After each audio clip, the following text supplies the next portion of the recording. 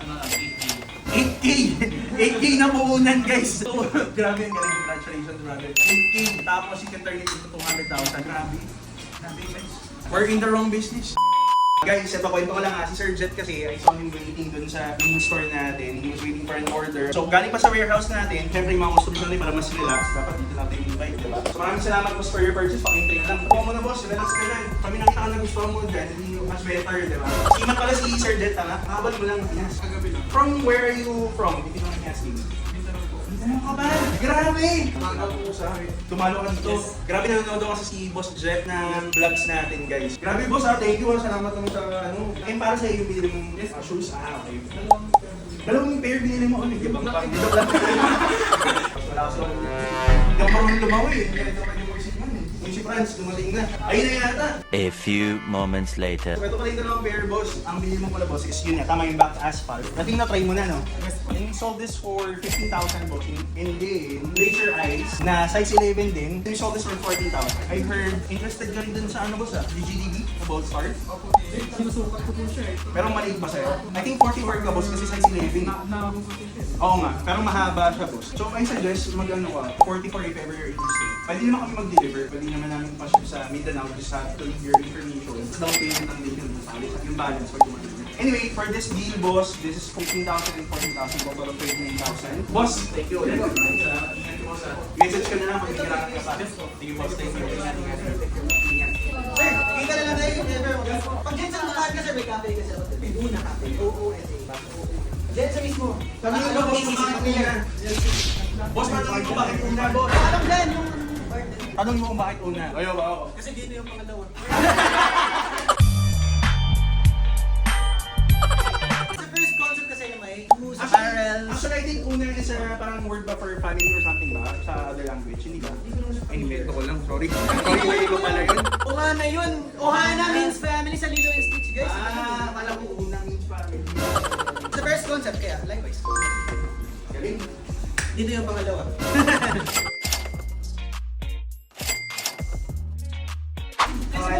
Oy! Sunod ah! Wait lang.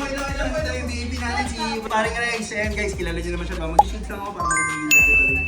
Wow! Welcome! Maraming salamat sa pagpunta. Grabe, ang ganda ng outfit natin today ah. Yung naman guys, suot niya yung limited edition na GGTV stamp and also naka-essential siya. Namumukhang kayo na, yung ano natin, binili natin doon ah. Teka boss, para mas bagay na ng boss. Pucha. Muna binuksan nila. Boss, tingin ka naman ng mga ano natin, stocks natin. So, welcome. Tapos, prepare ka din yung boom! Ay, yung favorite nila. Tingin mo yung ano, specialty coffee natin.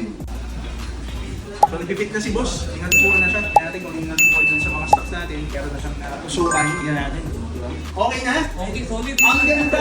Oh, ay! Ay, yung mga tropa ko, mga naka-watership mo ngayon, naka-RL kasi, oh. Hey! Maraming salamat, brother. Ang bilis ah! Oo na yan. Relax mo na kayo, ma'am. Susot mo na ngayon, okay. So ayan, quarter zip tayo. So medyo uso kasi yung quarter zip ngayon guys eh. So RL quarter zip binili ni brother and this is, pagkano yung nasa nabenta to? 17,000 pesos. Dapat yung discount sila ng VIP natin, di ba? Hinihingi yung discount si brother. Pero bawasan natin kasi may discount talaga yan for VIP. Meron talaga room for discount. So we're gonna sell this for 16,000 na lang guys. Maraming salamat brother. Pero kaya yung mga customers natin, tayo na yung nagbibigay ng discount na humihingi, di ba? Kwento mo naman sa akin yung ano, di ba nakapull ka sabi yung Charizard last time naman ka? Kumusta yun? Magkano yung value doon? Example lang. Nasa 200,000. 200,000 card. Grabe talaga. Grabe yung ano no, yung Pokemon ngayon. Yung mga buyers mo bro, if you don't mind me asking, sa Pilipinas rin or other, nakwenta ko before, kamlag natin nagbabiyahe si brother sa other countries for Pokemon bills, diba? Pero ngayon, more on dito ba? May mga bumibili ba sa Pinas? Konti lang. Paano mo na-connect yung mga collector? Paano mo sila nakilala? Kung tagilutan sa sila or whatever? Punta lang ako sa mga card show. Galing ha? Tapos nakilala mo sila, din connection mo na. Galing. Tapos 200k. How much did you spend for that pack? Mga nasa, ano lang, 80. 8K! 8K na puhunan guys! So, grabe ang galing. Congratulations brother. 8K, tapos you can turn it into 200,000. Grabe. Grabe guys.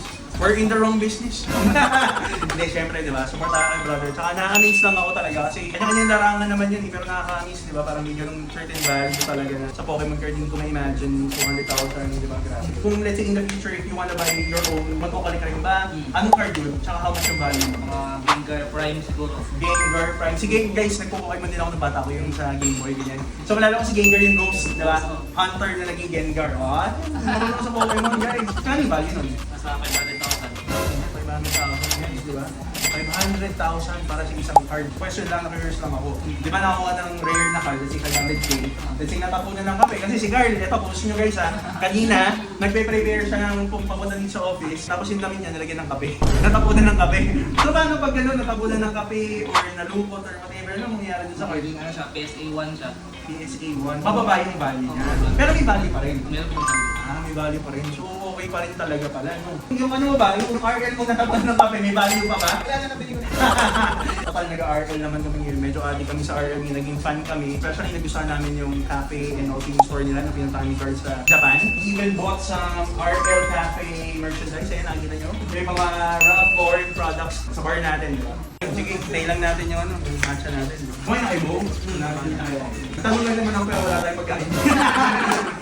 Testing mo nga, taste mo nga. Tapos reviewin mo, sabihin mo sa amin yung totoo ha. Kung hindi masarap, para ano, i-fire natin itong si barista natin.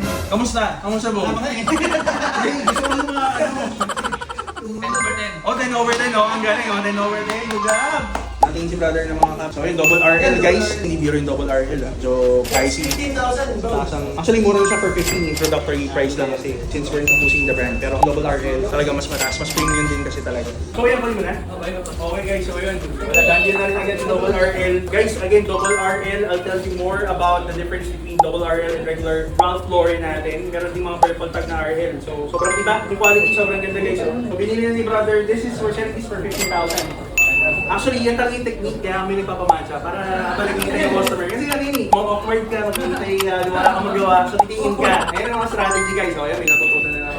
Dito ko lang. Brother, maraming salamat. Okay. Thank you, thank you. Kumusta na? Ruby. Okay, no? Yun, gusto nila mo lang. Grabe. Sige. Dahil dyan, may bonus yung ano, yung barista natin. Both, ano ba, maraming salamat. Both ang Ralph Lauren quarter zip and also the double RL na cap. For a total of, we gave this for 15,000 and then we gave the cap for 15, so that's total of 31,000. Tama ba yung math ko? Hindi ko narinig, sorry. 16,000 and 15. That's 31, right? 31,000. Maraming salamat. Thank you. Dahil na naman tayo guys. Sobrang naman. Maraming salamat. Thank you. Pero enjoy yung mga drinks yun. Okay lang. Okay na yun guys. Hanggang sa muli. So yung first day natin, back to back agad tayo sa mga clients, visitors, and customers. Actually, meron tayong isang VIP client din natin earlier, si Sir Henry. Actually, he ordered Golden Goose shirt. So ayan, post mo na lang Cams. Ching! Yung Golden Goose shirt na purple, binili niya yun and supposedly dito din yung pick up. We booked an appointment at 3 p.m. so that he can also look at the stocks that we have here. Pero nag-cancel siya last minute. Unfortunately, meron siyang important and urgent meeting. So we had the shirt delivered na lang. Thank you pa rin shoutout sa Sir Henry. He said that he will book a different schedule na lang dito sa cafe natin. So yun guys, watch out for that one.